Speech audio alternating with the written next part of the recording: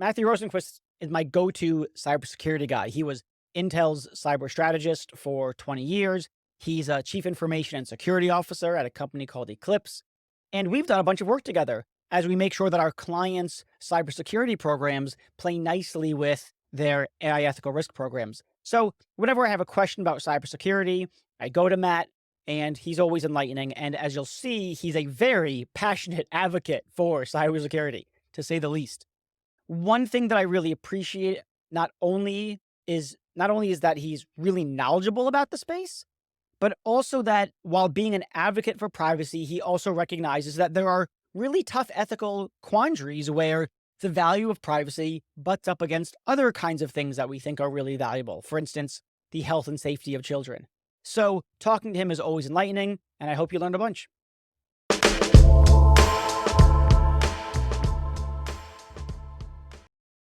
Okay, so the thing that I'd love to focus on with you today is everyone reasonable values privacy. Obviously, a really important thing. It's crucial for a democracy, for us to be able to pursue things, in an unfettered fashion.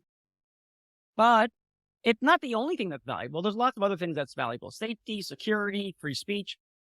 And so, what I'm hoping we can do today is talk about the various kinds of things that you might trade off with privacy. So maybe you could say a little bit about, I don't know, how you think about privacy. You're a cyber guy as opposed to, say, a regulatory guy or an ethicist. So maybe we just start off with, when you think about privacy and what its importance is, what do you think about?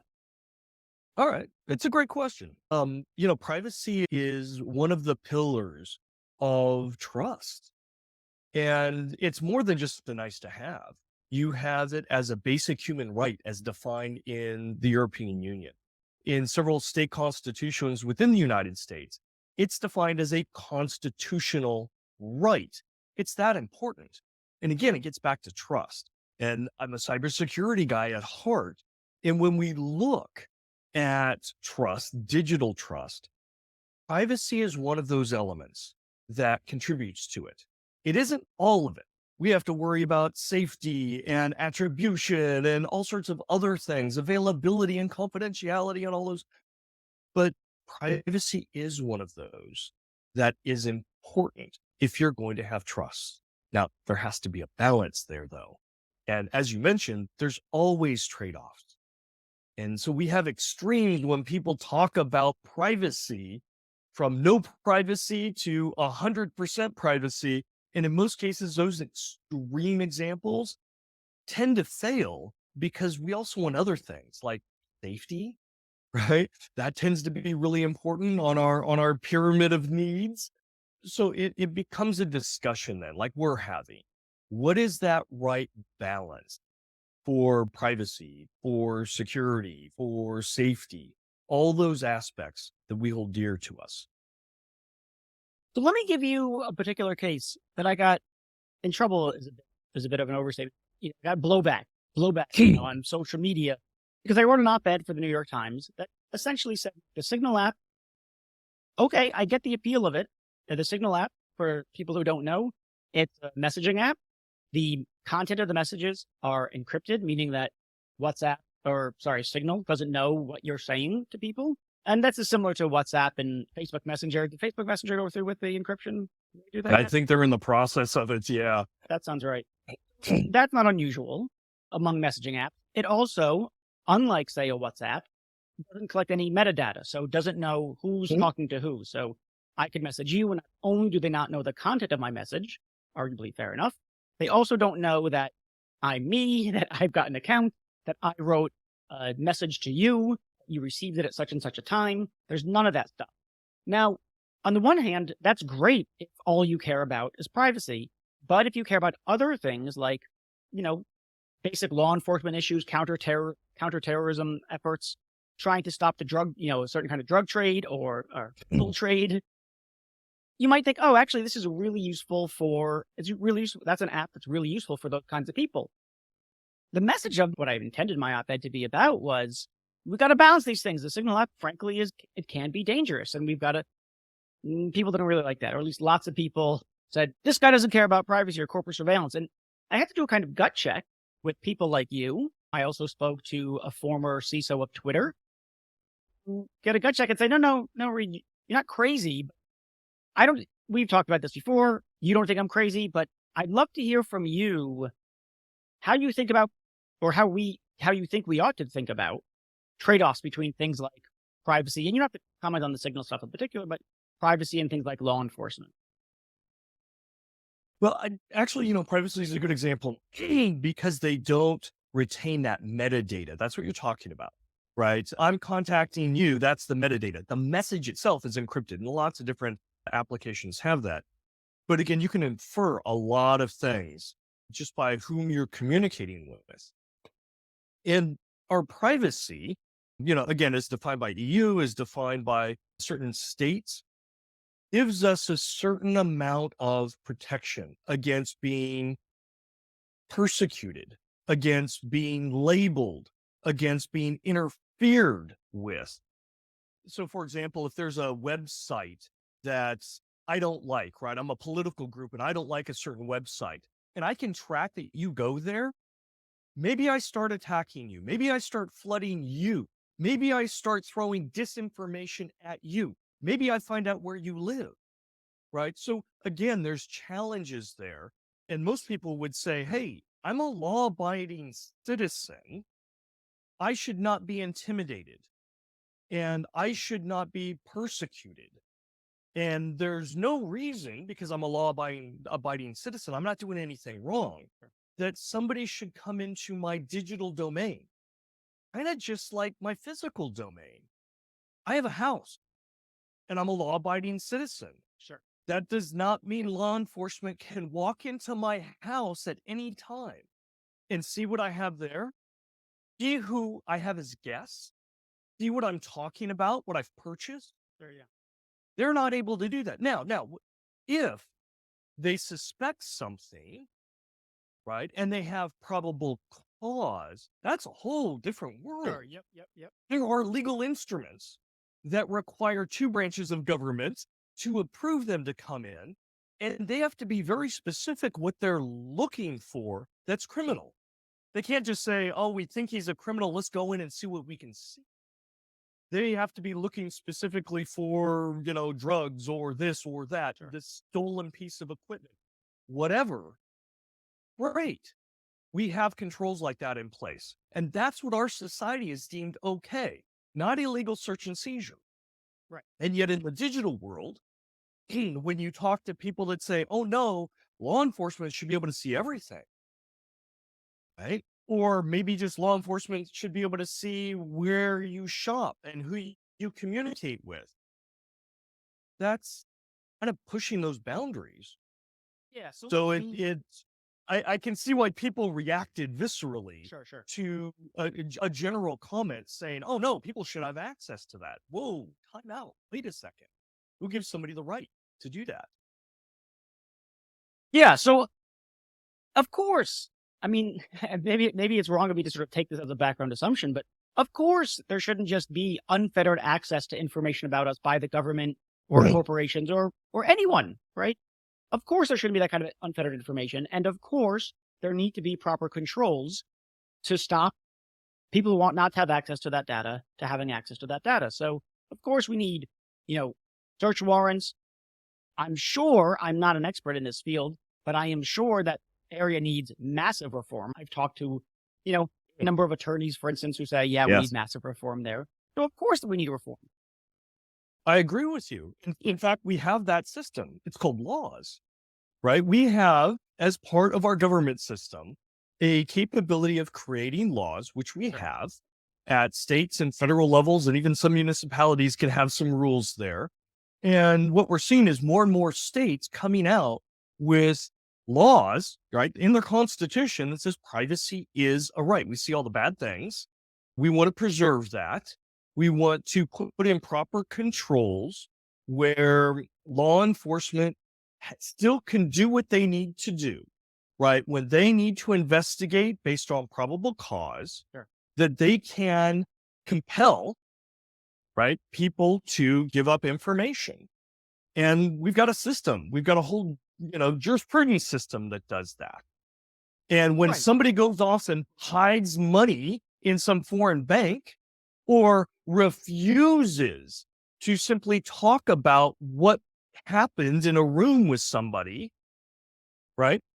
There's a judge that can demand it. And if they don't agree, they can give them a nice, cozy 10 by 10 cell Sure. until they're compelled to do so. Yeah, but the question, Okay. I take the question that, I agree with you that, of course, laws are in principle meant to reflect our collective decisions about how society ought to be organized. Yes. At a very abstract idea. Okay. But we have new technologies. As you know, the regulations and laws trail well behind those technologies. Yes. And so I guess my Unfortunately, they do. concern is that there are technologies that undermine, or at least they seek to undermine. This is, Signal is just one app among many, many, many apps. There's other options for messaging. But I guess my question is, there's a question about where ought we to draw the line? That is an ethical question that certainly persists in the absence of law. In fact, particularly salient when there's no law guiding this. So so let's take metadata, for instance. Do you think that there ought to be laws about the collection of metadata? Yes, and there are. If you look at European Union, they do have around privacy, what's allowed, what's not allowed. You get a lot more rights. Sure. And you brought up an interesting question because, and I agree, laws lag technology. New technology comes in so fast, it takes a while to develop laws. But what you're talking about, which is encryption, it's been around for 50 years. Sure. This is not new. Mhm. Right? We've had encryption. Your browser right now is using encryption. It's been around for a very long time. Encryption's been around since Caesar's time, right? And we actually have laws on what encryption to use. We have NSA that defines those standards and so forth. So we do have laws in place. This is not new, right? There are, because of digital technology, the breadth in which we use it and the rich data that it now possesses, I think law enforcement and government agencies and marketing companies and data miners and everybody else, they want their hands on it. They really do. Sure. It's more valuable. Now, believe it or not, I'm pro law enforcement. I work with law enforcement. I have family in law enforcement. I love law enforcement, and I want to give them the tools to do their job. But I also don't want to blindly empower them to get into spaces that even many of them will go, no, we don't need access to everyone's house. We don't need access no one's to advocating everyone's for that. No phone. sane person is advocating for that. Huh? No sane person is advocating for that. Oh no. When you look at some of the privacy requests, right? Many of those privacy requests are going back to the technology companies saying, put a back door in so we can look at any time, whatever you're doing on your PC or on your phone. Not a backdoor you control, but one that we control. Yeah. And then we'll self-govern that. Yeah, no, that's crazy. I'm out. Yeah. No, I'm totally on board. Right. So we talked about this a little bit before that. Was the FBI wanted to gain access to Apple phones for a particular incident. Apple said no. It looked like, on the surface anyway, it looked like Apple was just saying, no, we won't help you unlock this particular phone. But what they were really doing was denying a request for a master key for all iPhones. Right. Yeah, and that seems totally reasonable. I mean, of course, Apple should say no to that. That's crazy, I think. Let me ask you this from, sort of a technical perspective, because I don't have the cybersecurity technical chops that you do, which that's I have virtually zero. I'm not even zero. One of the things that people will say are things like, listen, when it comes to cybersecurity, it's all or nothing. You want us to make our applications in such a way that we can, upon receiving a justified warrant, a warrant that really, has passed all the hurdles and it ought to have passed the hurdles. You want to make it the case that we can divulge that information and still be a secure, from a cybersecurity perspective, a secure website, whatever you want. But that's impossible, I've been told. What you're asking for is just, you're asking for a backdoor. And once you have any kind of crack whatsoever, that's the end of the game. There's no such, if you give a centimeter, you give a mile or 100 miles, whatever. You give it all. That strikes me as bluff. Like it strikes me as I don't really buy, but again, that's just a sort of a, intuition of mine, if you like. It's not based in any evidence. So I want to hear from a proper cyber person whose opinion I really respect. What's the deal with this claim that no, we can't collect any of it, we can't do any of this stuff because the second we do, that's just a backdoor to the whole thing. Okay. So let me walk you through the logics here, right? Because technically anything is possible. So, but first off, it's tough to secure technology when you intend to secure the technology, right? There always tend to be vulnerabilities here or there. And the industry works very, very hard to try and make products secure. So, but it's really hard. Okay. When you have a agency or a government mandate or somebody says, you know what, let's intentionally put in a weakness or a vulnerability. Okay. And normally what happens is when a vulnerability is discovered, that vendor will go in and patch it because bad people will take advantage of it.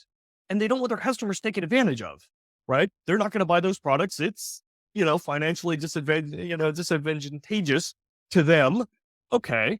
So they normally patch it as quick as possible. But now you're saying a government agency or an authority says, we want you to put a backdoor in for us. Technically, it's possible, but here's the problem, right? I assume that agency doesn't want it patchable because then the end users are going to find a way to patch it, to secure it. Sure. And they don't want that. They want a persistent backdoor, one that can't be patched. Sure. Now there's the problem, because if ever that backdoor is discovered, and eventually it will be, right? Now the vendor can't patch it. Sure. Now they've lost their market. This is a death spiral.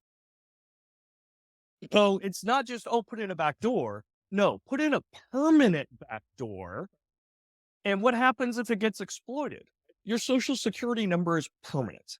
Sure. Wasn't really good thinking. At the time, it was fine.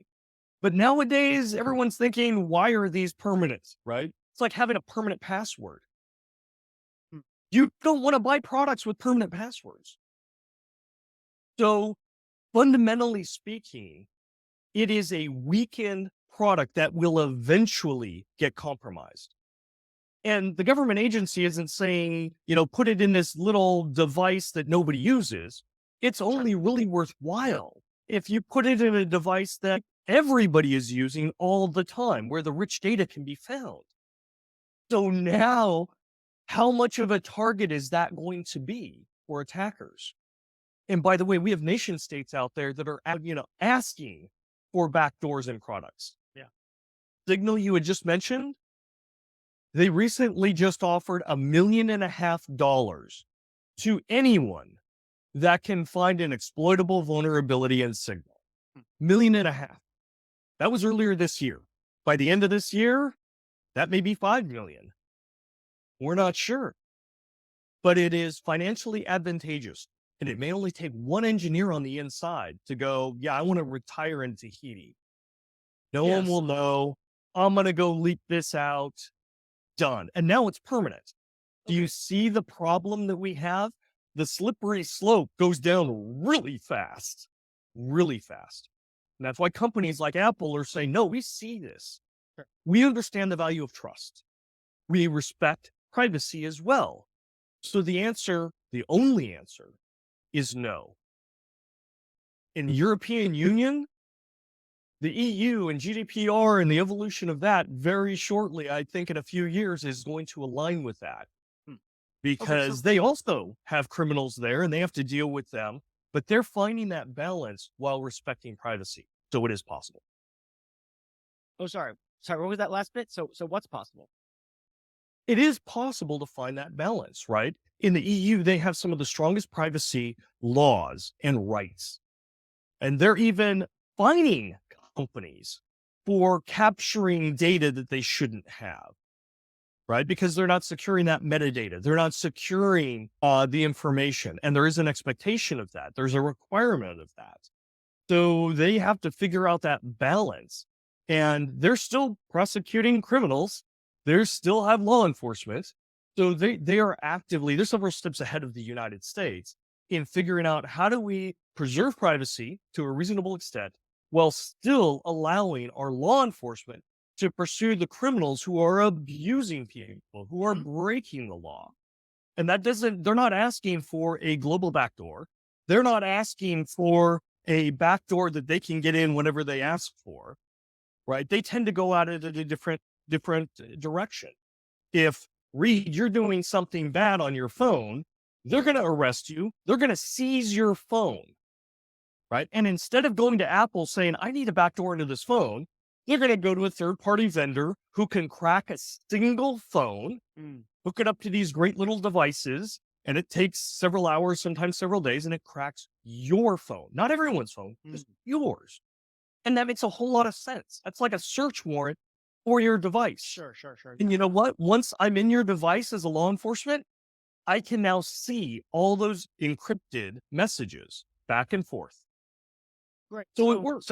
So let me make sure that there's a lot of moving parts here. So let me make sure that I understand it all. So first of all, you've got the data that you're collecting. And one way to maintain people's privacy is just to not collect certain kinds of data, right? That's obvious. Or to purge it after a short period of time. Yes. Sure. That's one option, or that's one variable at play here. A second one is whether you create a kind of backdoor that is to the product site, whatever it is, that a universal backdoor, something like that, right?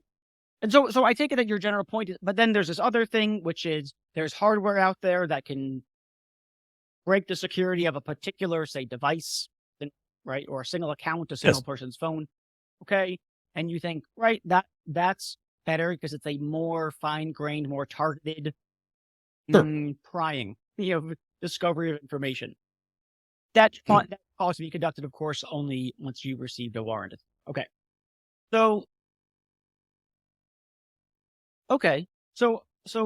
I guess the idea is it should only ever be that. But then I guess the question is something like, all right, so then should it only be the case? No. Phrase this question. I guess that you think that we should only ever have, I'll put it strongly, you tell me if it's too strong, you can push back.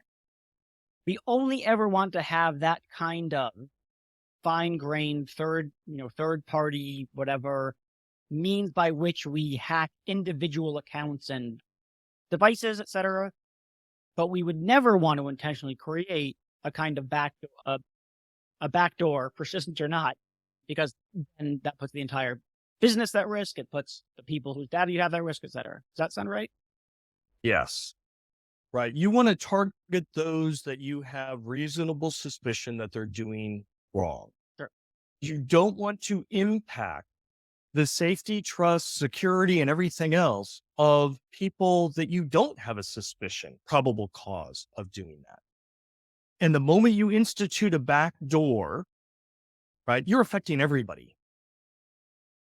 And that's a problem, right? I mean, think about it. In this country, you're innocent until proven guilty, right? And so why are you undermining the trust, security, privacy, and maybe even safety of innocent people? Okay. And not just targeting the ones you have probable cause for. So I take it your view, I'm trying to sort of poke around to see if there's a place where you think it's worth sacrificing some privacy for some other value. I don't think I'm getting that from you yet. I think that you think, let me ask you something slightly different. Do you think that when law enforcement, et cetera, gets a warrant, and cracks a phone or cracks an account or et cetera, do you think that they're violating the person's privacy?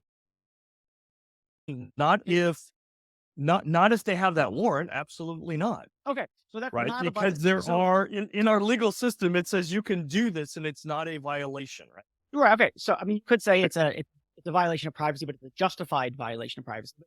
Okay. So legal. There's no conflict, right? So far, there's no conflict for you between privacy and law enforcement. There's no ethical conflict between something, value of keeping people safe and the value of privacy, because they're, we're only, at least in principle, we're only getting that information about people when we have a warrant, in which case it's ethically permissible. So let me ask you a slightly different question then, which is, are Okay. there any cases in which you think there's a genuine sacrifice of privacy? That really, privacy is at issue. It's not the only thing that's at issue. And you think that, plausibly anyway, it's worth making a sacrifice on the privacy side for the sake of something else. Maybe it's your Yes. speech. Yeah. So please tell me, what do you think? Okay. So privacy covers a lot of different things. We've been talking a lot about peer-to-peer communications, things of that sort. But there are other aspects of privacy as well, including, your image, children privacy, right? Information about children, personal data, personal identifiable data, personal health information. There's lots of different aspects here. One of them is around children. Pictures of children, images of children. In order to be able to capture those, you really need to have permission of their parents, right? And there are privacy laws around that. However, there was a project where law enforcement sought help from the technology to be able to identify children, which means they needed to have databases and so forth, but they wanted to scan social media for images of children that they knew were kidnapped or in sex trade or something else, because they wanted to go intervene. They wanted to stop that crime and rescue those children. So there becomes a dilemma. Well, how do you do that if the privacy law says you can't maintain pictures of children? Right. So there are corner cases where we need to start figuring out, how do we do that? How do we start to identify victims that are already victims, and we want to make them less victims? Right.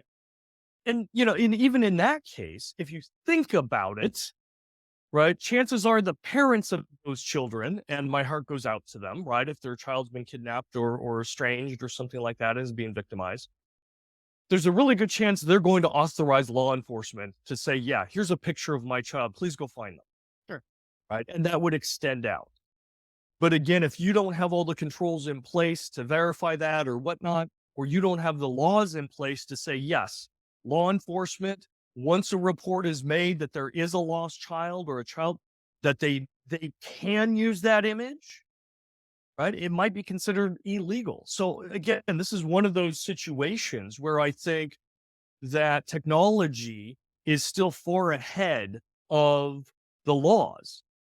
The laws aren't defined as yet to say, yes, you can use, if police department, if somebody reports a missing child, you can absolutely use that image and scour open source, repositories like social media. Yeah. Okay. So we need to work on that. Let me make sure I have this right, what the conflict is. So I think, tell me if this is wrong. I think that there's two issues here. One, there's the importance of, say, finding the child. Or, of course, when it's at scale, finding those children who have been kidnapped, etc. Okay. That's really important. Nobody denies that. Also, no one denies that it's important that, from a privacy perspective, that, say, your photos not be combed through by some kind of algorithm that's looking for something or other. That is, to some degree, some violation of privacy. And what you're saying is, you could have some algorithm crawling through millions of photos, say on Facebook or something along those lines, looking for some particular lost child. Of course, people who are authorized to use that algorithm, yada, yada, they're properly authorized and they got the appropriate warrant, whatever. And you think that, plausibly anyway, even though there's a violation of people's privacy by virtue of an algorithm crawling through their public, well, I guess not private, through their say Facebook photos, Instagram photos, whatever, it might be worth it. Because the life of the child is worth that, I'm going to say, and you can correct me, minor violation of privacy. The violation of privacy is not through the social site. The violation of privacy would be using the image of the child potentially without the parent's approval. That's the violation, right? Okay. For public information, right? Let's say your Facebook page or something like that that's public. You've already signed off to say whatever I put out there is public. Sure, yeah. So there really isn't a violation whoever looks at it. Now, if Okay. Facebook or somebody says, hey, we'll also allow law enforcement to scan your private, images that you've marked private on your, or put some behind some wall, I'm only my friends. Now that's different. But again, that comes down to the EULA of that social media application, that company that you're making an arrangement with. So that's interesting. So I'm not convinced that you can't violate someone's privacy just because you're using, say, photos on Facebook. It seems to me like there might be a scale of investigation into those public facing pictures that could constitute a violation of privacy. I could put that to the side.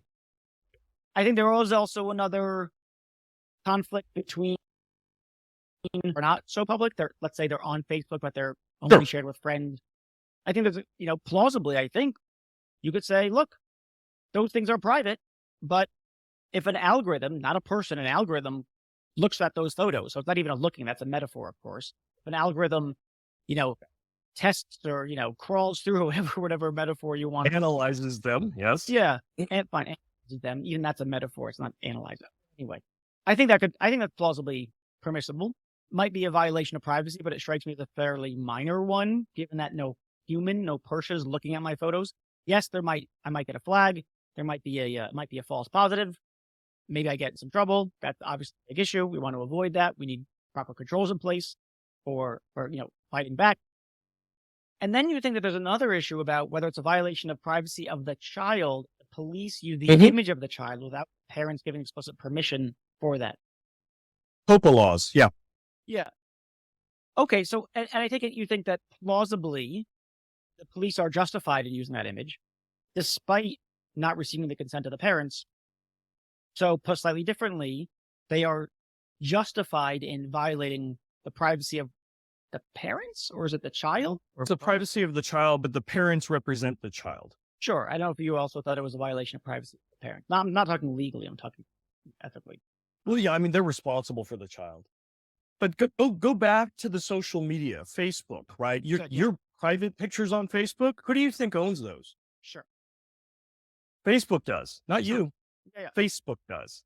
So if Facebook says law enforcement agency, by all means, please have a look. I don't find that unethical. Let's suppose they don't, though. Let's just stipulate that they don't do that. Facebook just doesn't even know about it. But Okay. the FBI figures out, got this algorithm, et cetera. We can get it to crawl through Facebook system in various ways. That's going to see, those photos are only shared with friends because looking for this, lost kid, not lost, presumably kidnapped child, Abducted or something. Yeah, Yes. yeah. We might even know that the child was abducted somehow or other. Mhm.